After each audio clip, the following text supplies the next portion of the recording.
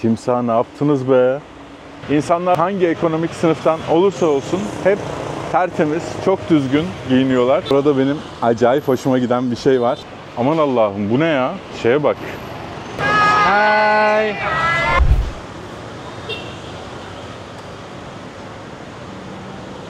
Massage? Oh, thank you. How much? Very good. Yeah. I offer good price. Later. Thank you.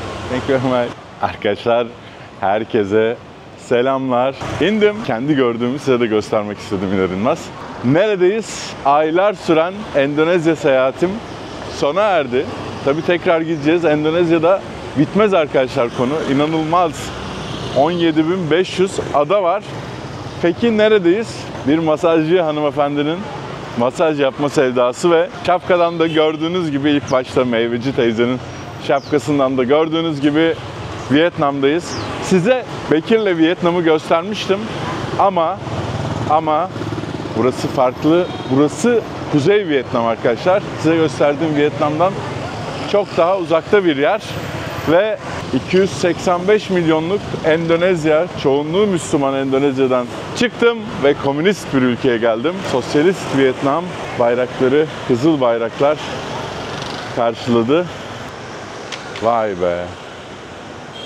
Evet, sanıyorum ki Taocu tapınak. Hanoi.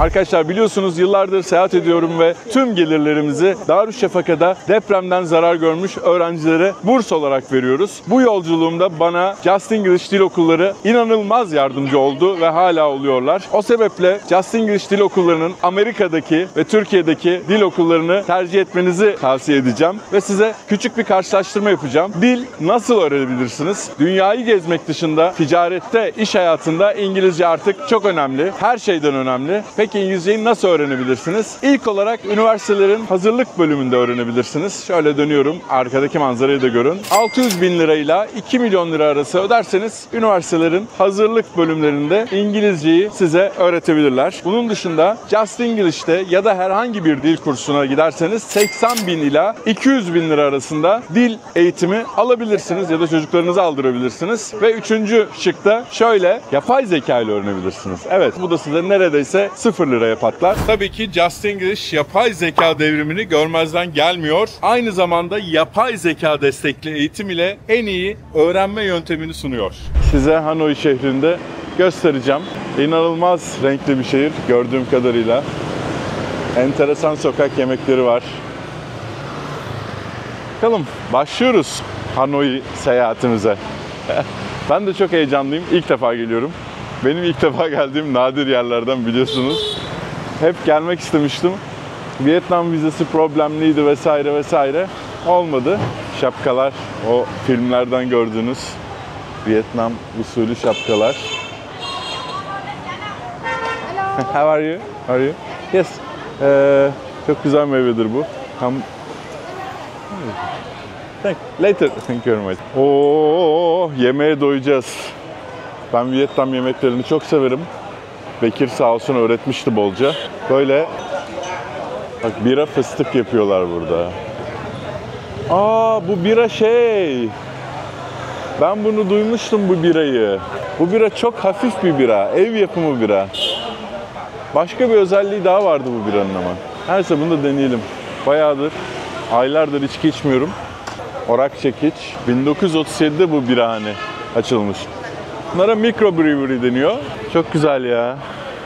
Evet arkadaşlar, başlıyoruz. Çok heyecanlıyım gerçekten. Hadi bakalım.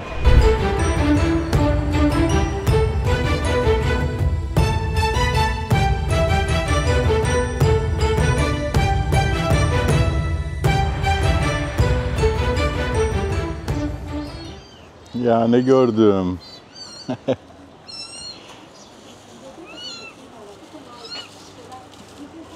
Hello. Ay seni yerim.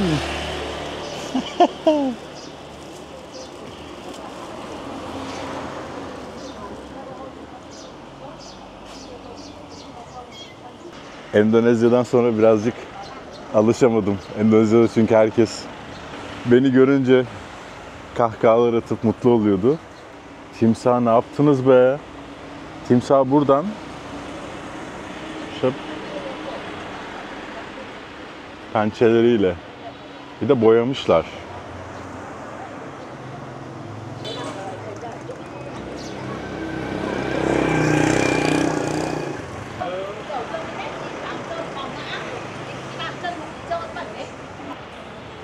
Kuzey Vietnamlar çok sert konuşuyorlar. Daha böyle basa basa güneydekilere göre. Onu fark ettim. Bilemiyorum. Dur bunlar. Ha bunlar şeyler.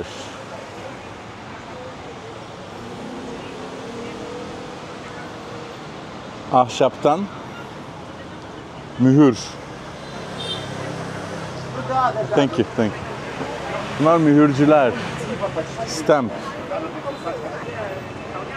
Ne acayip geliyor Endonezya'dan sonra ya. Başka bir aleme geldim. Alışmışım oraya. Tabii bunlar görüntü olarak da farklı insanlar. Daha beyazlar. Çünkü Çin sınırına geldik artık. Şey olarak. Daha ırkçı olmadan söylemeye çalışmak. Daha farklılar Endonezyalılardan. Endonezyalılar Melanesian, Avustralyalılar, yani Avustralya aborjinleriyle de biraz karışmış. O bölgenin kendine ait bir tiplemesi var. Endonezyalı tiplemesi diye bir şey var. Buradakiler daha çok Çin, Vietnam o bölgeye benziyor. Tabii ikisi de Asya. Hatta Endonezya'nın bazı bölgeleri buraya çok yakın bile olabilir. Çünkü Endonezya biliyorsunuz dev bir ada. Avustralya'dan başlıyor, Tayland'a kadar gidiyor. Evet. 4 kişi yine. El Clasico. Tabii bir dönem Fransız sömürgesi olması ekmeği öğretmiş. Baget ekmeği özellikle. Kamboçya'da da böyledir. Burası bir anahtarcı.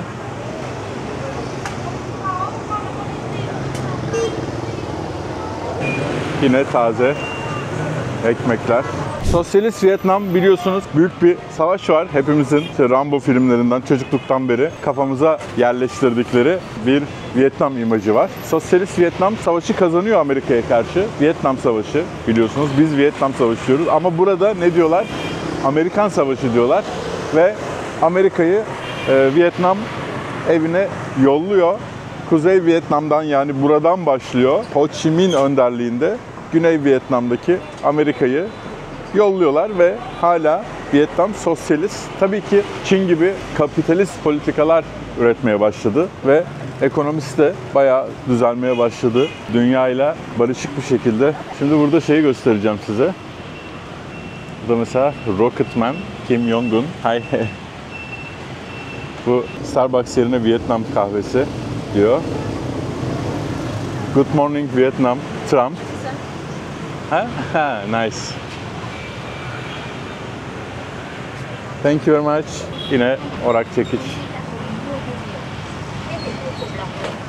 Şimdi benim ilk saatlerim bu Kuzey Vietnam'da. Tabii ki ben de sizinle beraber görüyorum Kuzey Vietnam'ı.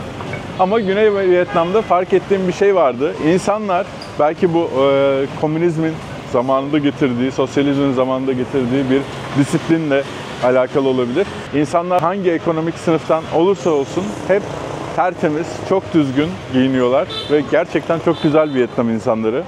Ben çok seviyorum.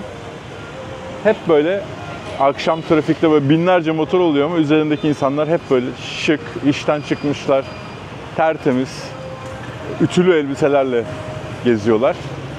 Genel olarak bu benim izlenim ama kuzeyde böyle mi bilmiyorum ama hala o hissiyat var. Bu Kopi Luwak mis kedisi biliyorsunuz, Endonezya'dan çıkmış bir şey. Bu gördüğünüz kedi sıçıyor ve dünyanın en pahalı kahvesi olarak biliniyor. Burada animeci herhalde bu.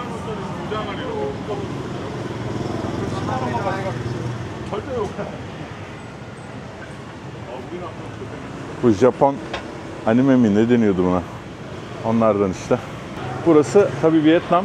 Sırt çantalı turistlerin de merkezi. Turizm giderek artmaya başladı.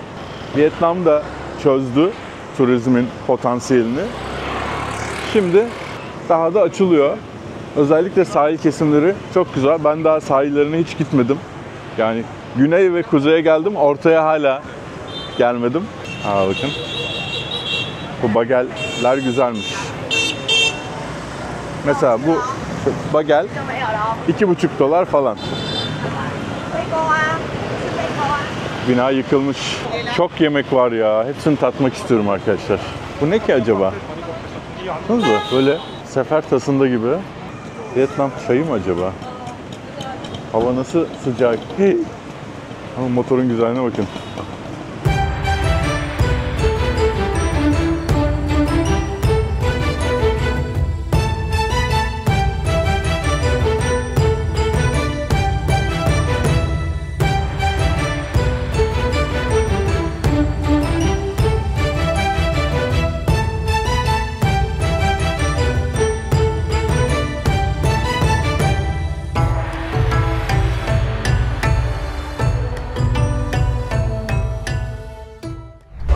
Hanoi o kadar sıcak ki terimden de görüyorsunuz. Düşünün, Papua'ya falan gittim aylardır. Asya'dayım ama insan alışamıyor bir türlü. Gerçekten çok sıcak. Böyle bir yere kaçtım. Burası Vietnam'ın en büyük toptancı pazarlarından bir tanesi. Burada Vietnam'da, muhtemelen Çin'de, Çin'e çok yakın yapılan ürünler satılıyor.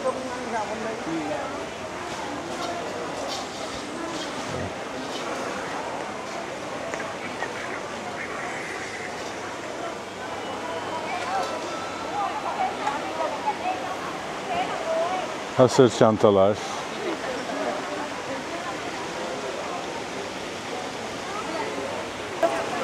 Polis de geziyor. Zabıta mı artık bunlar? Polis mi bilmiyorum.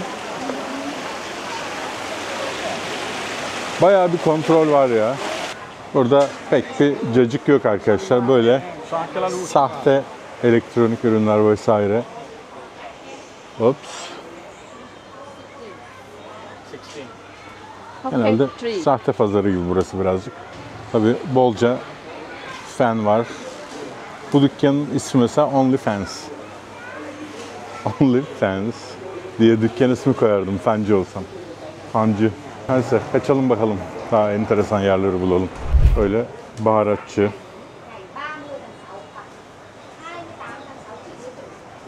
Kuru balık. Kuru karides, kurutulmuş karides ve birçok baharat var. Burada kaplumbağaları kesmişler. Yemeğe hazır hale getirmişler. Yine birçok deniz ürünü. İstiridye.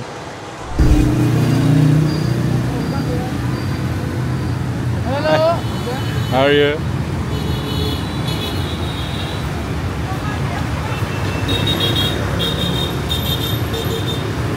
Arkadaşlar şimdi bir kahveciye oturdum. Burada yumurtalı kahve var ama ben onu denemeyeceğim şu anda. Size nasıl yapıldığını göstermek istiyorum yumurtalı kahvenin. Burada sordum. Hazır var mı? Göstermeyecekler. Tuzlu kahve, sıcak. Harareti alır diye sıcak söyledim.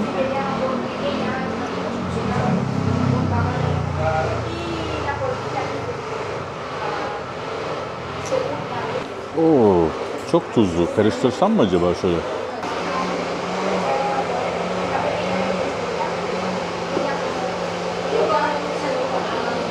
Çok enteresan bir tadı var. Böyle karar veremedim ya.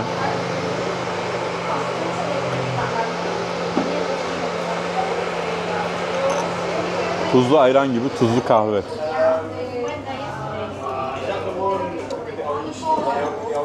Yani denenebilir yani. Evet. İçilir, içeceğim hepsini abi. Ama başta gelen tuz böyle feci vuruyor ya. Güzel ama kahve çok güzel.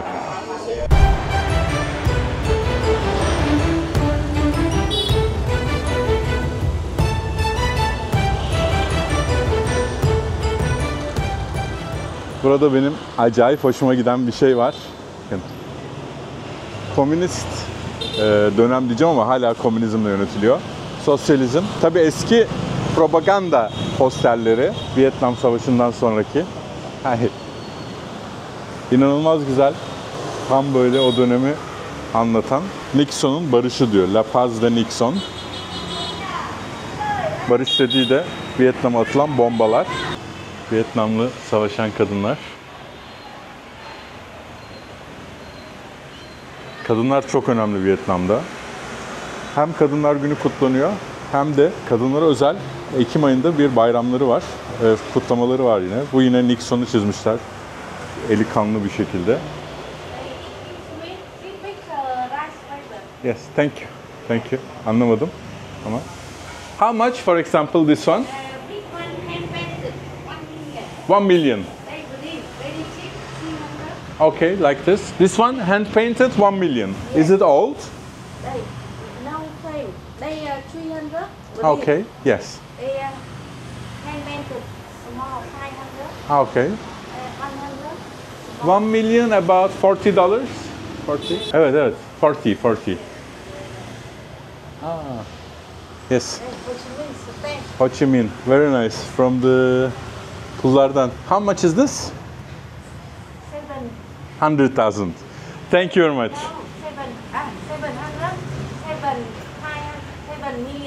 7,500,000. Yeah. O da tam şu anda paraları yazacağım altına. Ben bilmediğim için. Thank you very much. Yeah. Very beautiful. Arkadaşlar gerçekten çok güzel. Mesela şu 50 yapılmış $40. Bedava yani. Thank you. Çok özel. Komünist propaganda Yeah. posterlerine bayılıyorum ya. O dönemi acayip yansıtıyor. Sanatsal olarak yani. Komünizme bayılmıyorum arkadaşlar. Her şeyi de açıklamak zorunda kalmak bazen yorucu olabiliyor ya. Ne yapıyoruz? Para gerekiyor yemek için. Bedavaya yemek yok arkadaşlar. Burada nereden döviz bozdurabilirsiniz onu söyleyeceğim. Bu cadde çok iyi. Özellikle bu Gyeongson. Hi, how are you? China. Gyeongson çok tavsiye edildi. 2.64 milyon. Burada bizim eskisi gibi milyonlar var. $100 ediyor. $100 bozdurdum. Bakalım neler alacağız. Vietnam bu arada gerçekten çok ucuz arkadaşlar. Diğer Asya ülkelerine göre. Endonezya da ucuz ama hangisi daha ucuz daha karar veremedim. Çünkü daha yeni gelmiş sayılırım. Evet, başlıyoruz. Harika ya. Rengarenk bayraklar. Bu Den Hang Bach nasıl okunuyor bilmiyorum ama bu arada Vietnam'da Fransız sömürgesi döneminde Latin alfabesine geçiliyor ve şu anda Latin alfabesi kullanılıyor Vietnam'da. Yine kendilerine özgü bazı harfler var. Bu eski animist dinleri sembolize ediyor bu bayrak. Birçok yerde göreceksiniz. Ben Tibet Budizm bayrağı zannetmiştim. Turistler ekmek arası bir şeyler yiyorlar. Ama atalara tapınma, beni eski bölümleri izleyenler bilirler. Birçok atalara tapınan inanış var burada. Şamanist inanış var. Onlardan bir tanesi yani Vietnam halk dini, Çin halk dini gibi, Laos halk dini gibi bir din. Onun bayrağıymış bu. Yani Budizmle alakası yok. Budizm bayraklarına da benziyor Tibet Budizmindeki bayraklara. Alakası yok. Vietnam sosyalist bir ülke. O sebeple burada din yok. Yani yasak değil ama insanların yanlış bilmiyorsam %85'i herhangi bir dine sahip değil. Tabii bu demek değil ki yani herhangi bir dine sahip değiller, böyle düz ateist de değiller. Yani gelenekçi oluyor buradaki insanlar. Sorsan bir dinim yok der ama işte yine o ölmüşlerine gider dua eder, şey yapar. Yani o halk dinini ya da Budizm'deki bazı ayrıntıları hala yaşıyorlar. Japonya'da da öyle mesela. Yani tam bir ateizm değil, ismi konulmamış bir inanışa sahipler diyelim. Ya da gelenekçi diyebiliriz belki de. Ama ülke sosyalist, yani seküler, laik bir ülke. Herhangi bir din tarafından yönetilmiyor. Ya da dini bir grup ülkeyi yönetmiyor. Konuyu değiştirdik bayağı ama Vietnam hakkında size bilgi vermem lazım daha iyi anlamanız için. Evet böyle. Terlikçi teyzem. Hoparlörü de takmış terlikçi teyzem. Kadınlar burada çok önemli arkadaşlar. Kadınlar hayatın her yerinde. Kadınlar savaşıyor Vietnam Savaşı'nda Amerika'ya karşı. Kadınlar önemli ve eşitliğe önem veriliyor burada. Burada Fransız sömürge döneminden binalar var. Belli oluyor zaten mimarisinden. Burada uçak uçuran çocuk var.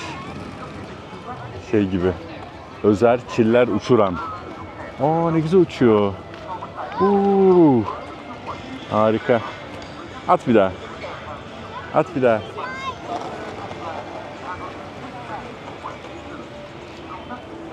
Burada bir göl var. Bu göl kutsal kabul ediliyor.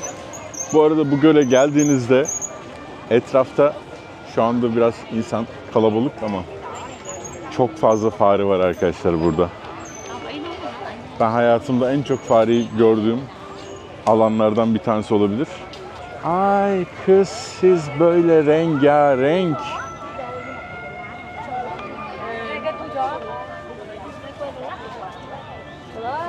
Tabii selfie çılgınlığı burada da devam ediyor. Bu gölün efsaneye göre Çinliler yüzyıllar boyunca, bin yıllar boyunca Vietnam'ı işgal ediyorlar. İlk tabii buradan giriyorlar çünkü Vietnam'ın en kuzeyi burası. Çin sınırındayız. Tabii işgal döneminde bir balıkçı burada takılıyor arkadaşlar balıkçı. Ağlarına bir küflü bir kılıç takılıyor. Aman Allah'ım bu nedir acaba diyor balıkçı. Atıyor. Bir işe yaramaz diyor bu küflü diyor. Ondan sonra bir daha takılıyor başka bir gün. Yine atıyor. Üçüncü kez takılınca diyor ki kardeşim diyor bu işte bir iş var diyor. Alıyor evine götürüyor ve bir kılıç çıkıyor ortaya böyle parıl parıl. Çok güzel bir kılıç çıkıyor ortaya. Sonra komutanlardan bir tanesi kılıcı görüyor. Alıyor ve Çinlilere karşı ülkeyi bu kılıçla kurtarıyor. Çünkü o kılıç büyülü bir kılıçmış arkadaşlar. Sonra burada balıkçı gezerken büyük bir kaplumbağa çıkıyor. Ve diyor ki artık o kılıcı geri vermenin zamanı geldi diyor. Çünkü diyor tanrılar sana o kılıcı hediye etmişti. Bizi Çinlilerden. Türkiye. Turkey. You're from? I'm from Vietnam. Vietnam. Nice. Neredesin diye soruyor da. Kılıcı iade et diyor. You can check about yours. Oh, what? Somebody? Some Buddhist? Anlamadım. What's she saying? What she say? Buddhist? She's saying something? You can. YouTube. Yes, YouTube. Yes. You're from Hanoi? Hà Tĩnh. Hating? Hating. Nice. Thank Hai you. đứa cháu đấy ở Hà Tĩnh. Hating please. Hating neresi onu da bilmiyorum ki. Evet, bu gölden çıkan kılıç Vietnam halkını kurtarıyor efsaneye göre. Çok da güzel, küçük bir göl. Ortasında da bir ada var. Adanın üzerinde de bir tane pagoda tarzı bir şey var. Bir Budist tapınağı gibi diyelim. Görüyor musunuz burada?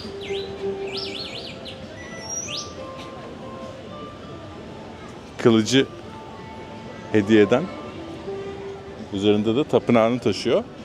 Tabii Vietnam'da böyle devamlı spor yapan insanları göreceksiniz. Tai Chi mi deniyordu buna?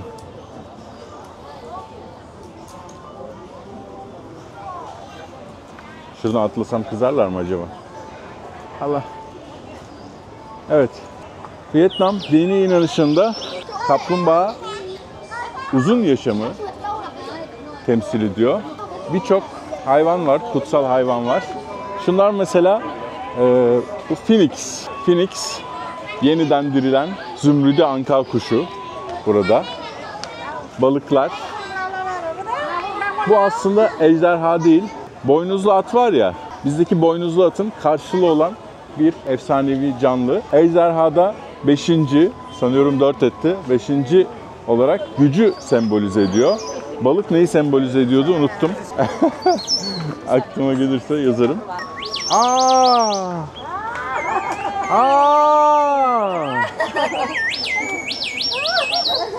Thank you. Çok şaşırdım. Kız beni mi takip ediyorsunuz siz? Để bữa sau. Maşao. Maşao. Kapıdan geçelim bakalım. Bilet mi alacağım? Yazıklar olsun. Ha bir de peacock. Hayvanlardan bir tanesi peacock. Yani tavus kuşu. O da zerafeti, güzelliği tabii ki sembolize ediyor. Atmıyorum arkadaşlar. Atmıyorum. Tabii zümrüt anka kuşu da küllerinden doğmayı. Yani ülke işgal ediliyor, yeniden doğuyor. Bu Vietnam halk inancındaki kutsal hayvanlar bunlar. Evet. 50.000 Vietnam dongu, Vietnam para birimi dong. Yaklaşık 2 dolara gireceğiz. Bakalım ne var? Bakacağız. Biletimizi aldık. Bu yazılara bakacaksınız.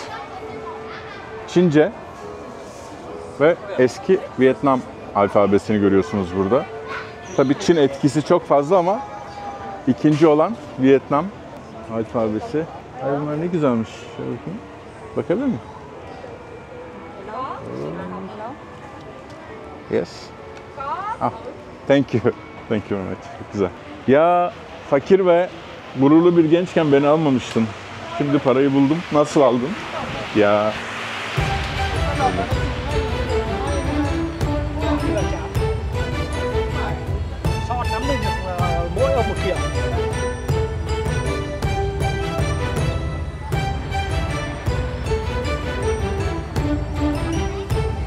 Ne güzel köprüymüş burası.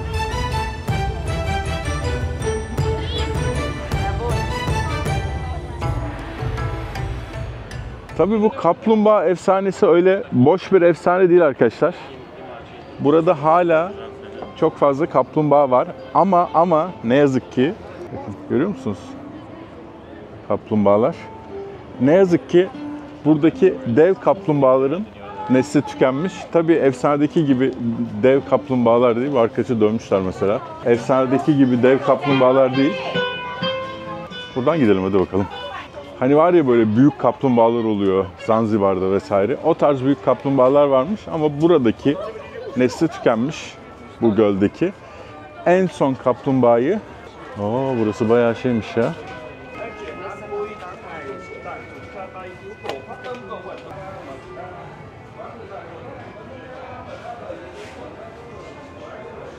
Allah daldım.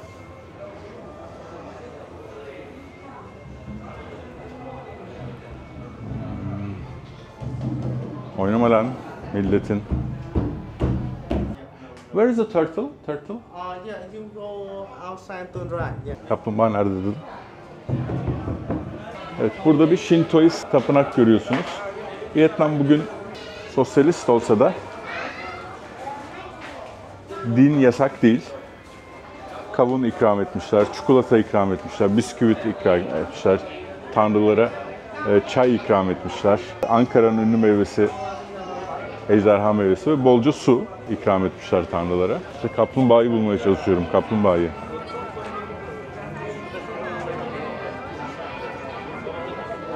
Cep telefonundan okuyor. Kaplumbağa neredesin? Kaplumbağa. Hah. Evet, gördünüz mü arkadaşlar? Ne demiştik? Dev kaplumbağalar var demiştik. Efsanenin temeli de buna dayanıyor. Bunları Alman bilim insanları son kalanı alıp mumyalıyorlar bu şekilde ve nesilleri tükeniyor. Ne yazık ki bugün bu gölde bu kaplumbağalar yaşamıyor ama yaşıyormuş. Yani efsanenin temeli buna dayanıyor. Tabii ki efsanedeki daha büyük. Belki bunların daha büyüğü vardı ama tabii efsanedeki gibi böyle apartman boyutunda bir kaplumbağa değildir. Peki bunları nereden biliyorum? Okuyup araştırırsanız bilirsiniz. Ya da benim kanalımı takip edeceksiniz arkadaşlar. Fatih abiniz sizin için araştırıyor. Ne kadar enteresan bir hayvan ya. Kuyruğu mu bu acaba? Evet. Bakın burada da yine son kalanlardan bir tanesinin fotoğrafını çekmişler, koymuşlar.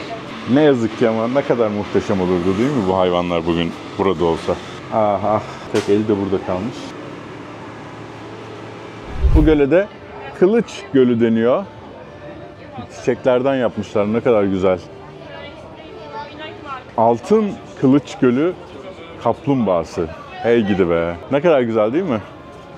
Bunlar son kalanlar. Onları da bu şekilde korumuşlar. Küçük bir göl.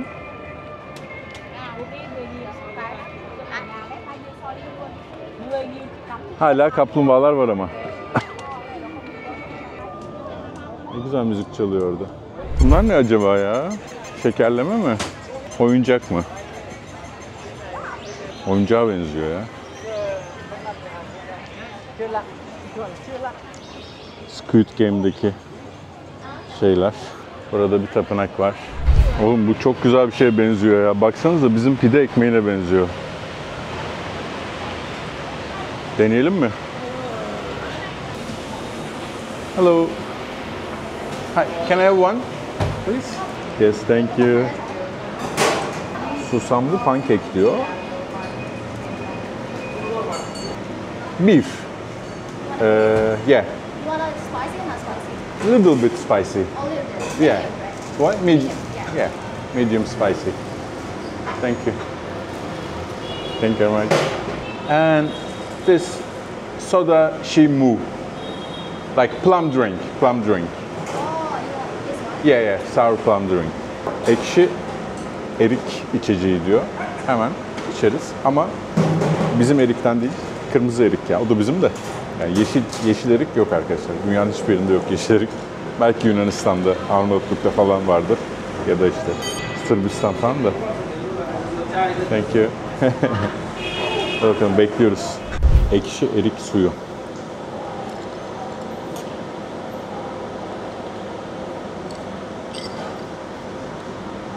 Bu ne biliyor musunuz? Annemizin yaptığı komposto var ya, komposto birebir aynısı.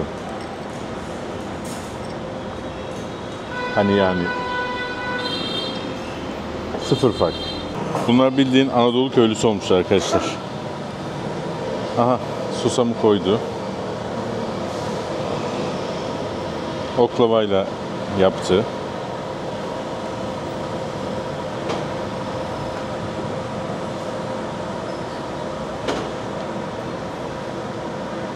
Ahşap. Ocak ahşap. Ah, vallahi duvarına yapıştıracak. Tamam. Bunlar Anadolu köylüsü. Yeah. We have the same style in Turkey. We have the same style in Turkey. Yeah, yeah, yeah. Yes, from Turkey. Türkiye. Türkiye deyince anlamıyorlar ya. Dikkat ediyorum ama arada kaçıyor.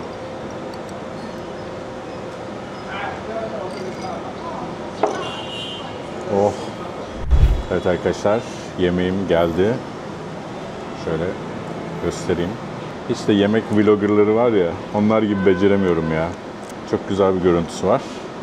Biz pideyi elle yeriz ya. Pide.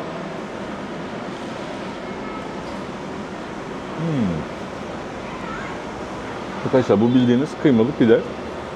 Tabi Asya insanı boyutlarında. Yani benim 4 tane yemem lazım.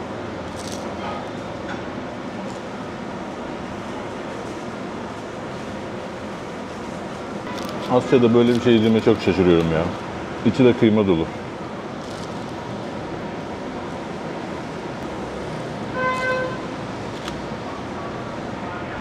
Vallahi pide şahaneydi ha. Çok güzel. $2 pahalı. Vietnam için pahalı. Ama güzel. Eti boldu böyle. Tam. Yani Türkiye'de de önümüze koysalar bir yerlerde böyle yeriz yani. İlginç. Asya'da çok ilginçti arkadaşlar bu tarz böyle şeyler. Yani özellikle un mamulleri, ekmek gibi vesaire çok bilinmez. Tabi burada Fransız sömürgesinden dolayı biliniyor. Aman Allah'ım bu ne ya? Şeye bak. Bu gerçek olabilir bu arada.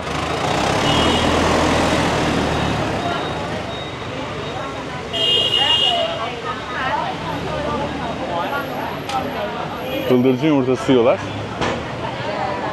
Bu gerçek olabilir mi? Değilmiş ya. Kafada fazla büyükmüş. Piton buralarda bol bulunuyor biliyorsunuz. Herkes yiyor ya. Asyalılar yiyip pişmanlamıyorlar ya. Hayret bir şey. Burada cenaze hizmetleri var. Mezar taşları küçük.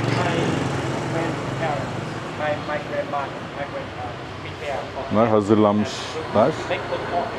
Vefat edenler. Bu Nguyen soyadı arkadaşlar. Vietnam'ın %60-65'inin soyadı. Acaba neden bu kadar küçük ya? Do you speak English? Why are they small? Cremation? Ah, yeah. Yeah? No English, okay. Thank you. Neden? Küçük dedim de yakıldıkları için olabilir. Bu Nguyen soyadı Nguyen hanedanlığının koruduğu kişiler anlamına geldiği için zamanında herkese bu soyad verilmiş. Vietnam'ın %65'inin soyadı neredeyse Nguyen arkadaşlar.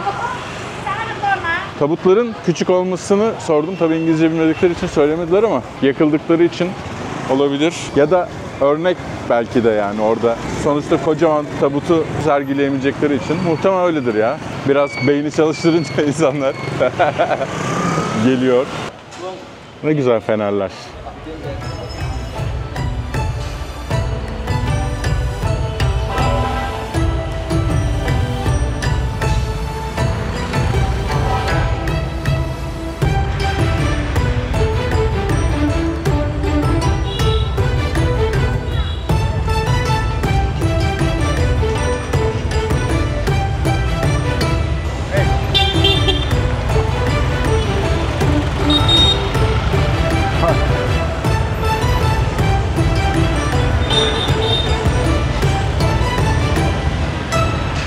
Burası merkez herhalde.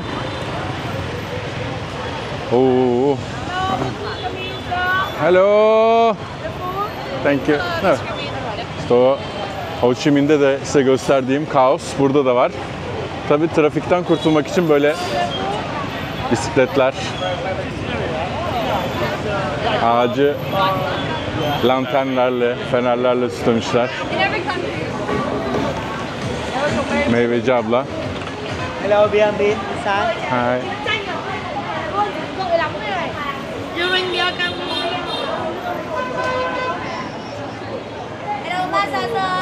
Hello. Bu Tayland'dan öğrenmişler masaj işini. Evet, buranın ismi Bira Sokağı arkadaşlar. Bira Sokağı özelliği ne? İnsanlar burada bira içiyor dermişim. Tabii ki öyle ama Hi. How are you?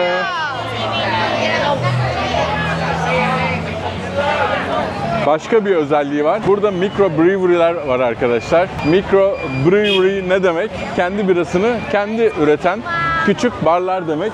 Burada insanlar tabii ki başka biralar da alabiliyorsunuz ama küçük mekanlarda kendi biralarını üretiyorlar. Almanya'da, Şili'de Almanların götürdüğü şeyler vardır bolca böyle mikro brewery'ler. Brewery. Hanoi'nin özelliklerinden bir tanesi bu. Ne yapıyorsun kız? Kuru balığı pişiriyor kömürde. Şöyle devam edelim bakalım.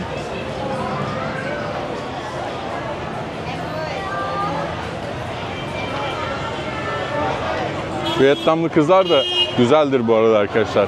Bence Asya'nın en güzel kadınları Vietnam'da oluyor. Bir şöyle gidelim.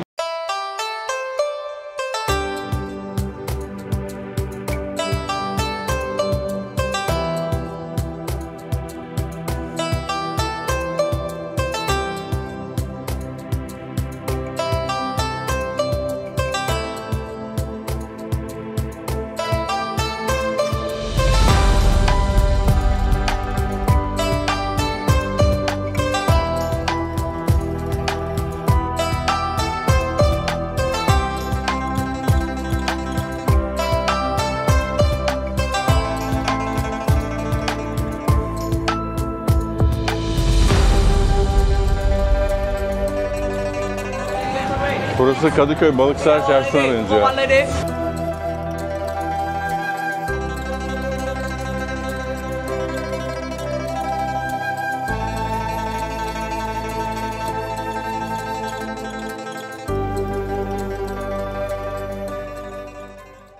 Yemin ediyorum bak burada da kebapçı var ya.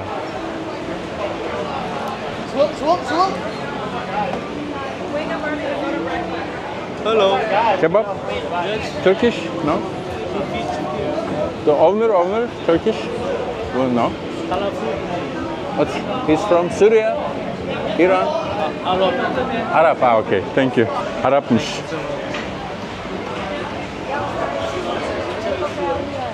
No thank you. Teyzem önümü kesti ya. Yes, sir. You're bring coke down. Thank you. Var tabi dolacaktır ileride daha da.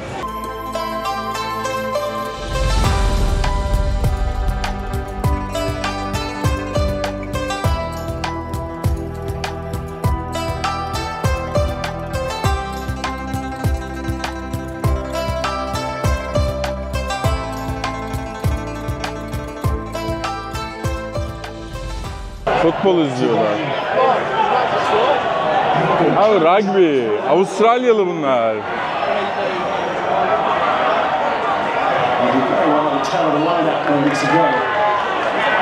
Biz anlamayık bunlardan. Ne güzel ama. Nüfusu bizim yarımızdan daha az Avustralya'nın ama bakın binlerce Avustralyalı var etrafımızda. Ya. Ben de istemez miyim burada Türk gençleriyle beraber gece takılalım, gezelim, beraber araba kiralayalım, motosiklet kiralayalım. Oğlum bu çok güzelmiş ya. Wow. Bunu özel mi yaptırdılar acaba? Harika. Burası Hanoi'nin en büyük kapılarından bir tanesi arkadaşlar. Eski giriş kapılarından bir tanesi. Hatta en büyüğü. Kız bak çağırmış. Motosiklet taksi. Şimdi buradan giriyoruz. Sağdaki kapıdan. Şimdi geçtik. Peki bundan birkaç yüzyıl önce olsa nereden geçecektik?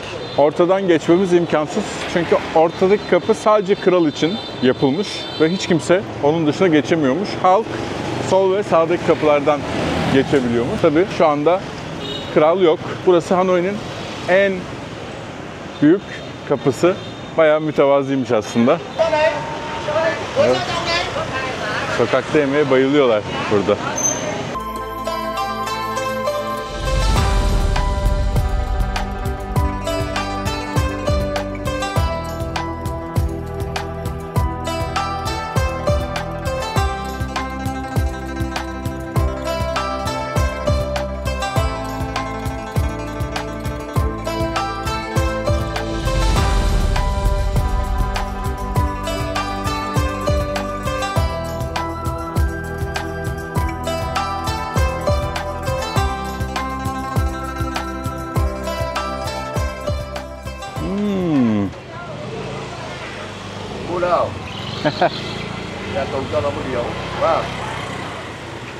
Tobacco.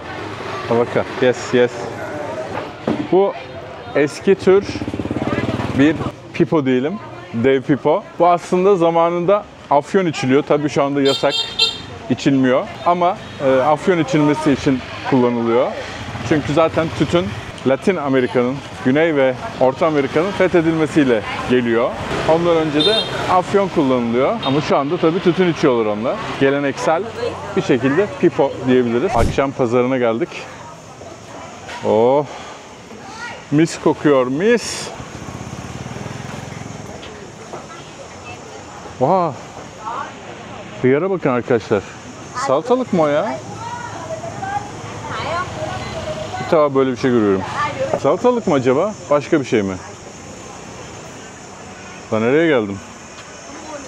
Oo. Aa, bunlar ördek.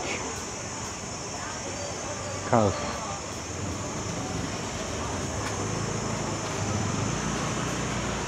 Pekin ördeği dedikleri böyle bir şey olsa gerek.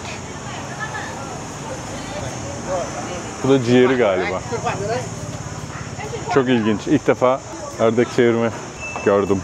Ya inanılmaz güzel memleketler. Baksanıza. Bir sokağa girdim. Neler çıktı ortaya. Balığı pişirme yöntemlerine bakın. Burada şiş kebap, sosisler.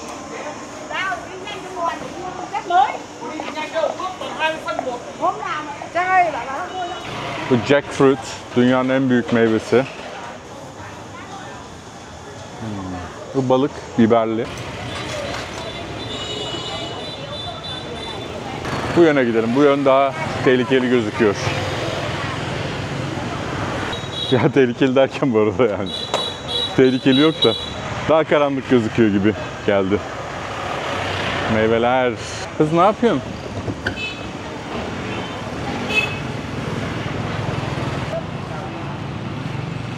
Karanlık çökmeye başladı.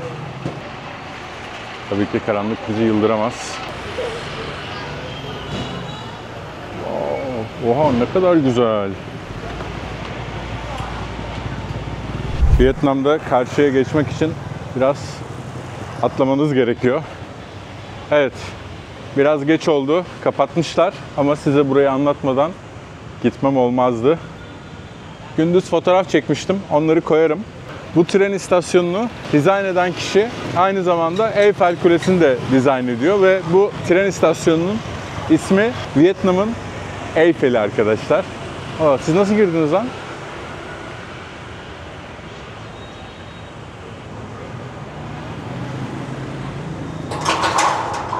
House closed. Böyle kolumu uzatıp göstereceğim artık. Vallahi uzadı.